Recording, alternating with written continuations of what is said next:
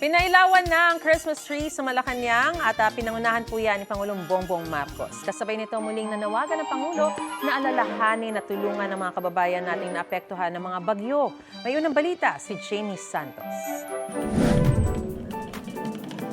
Sa pagsisimula ng buwan ng Disyembre, pinangunahan ni Pangulong Bongbong Marcos Jr. kasama si First Lady Liza Araneta Marcos at kanyang pamilya ang taunang pagpapailaw sa Christmas tree sa Kalayaan Ground sa Malacanang nitong linggo ng gabi.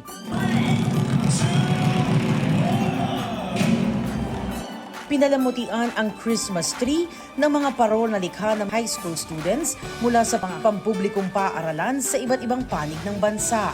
Ipinagkaloob din ni Pangulong Marcos kasama sina First Lady Liza at DepEd Secretary Sani Angara ang mga parangal sa tatlong winners sa parol making contest na may temang isang bituin, isang mithiin ng Office of the President, Office of the Social Secretary at Department of Education.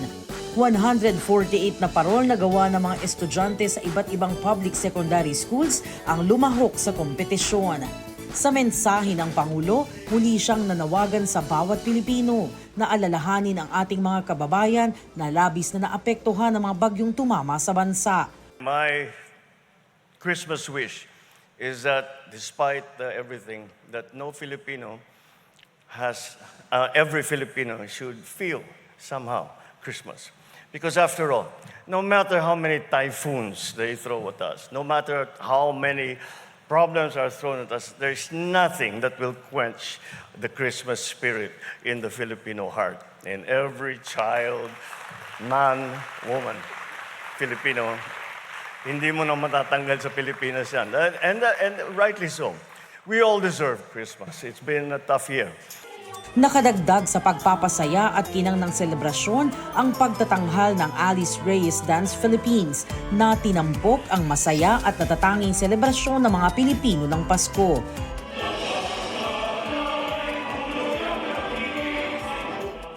Nagtanghal din sa taunang selebrasyon ng Christmas relighting sa palasyo si Jose Marichan at Carla Guevara La Forteza. Ito ang unang balita. Jamie Santos para sa GMA Integrated News. Gusto mo bang mauna sa mga balita? Mag-subscribe na sa GMA Integrated News sa YouTube at tumutok sa unang balita.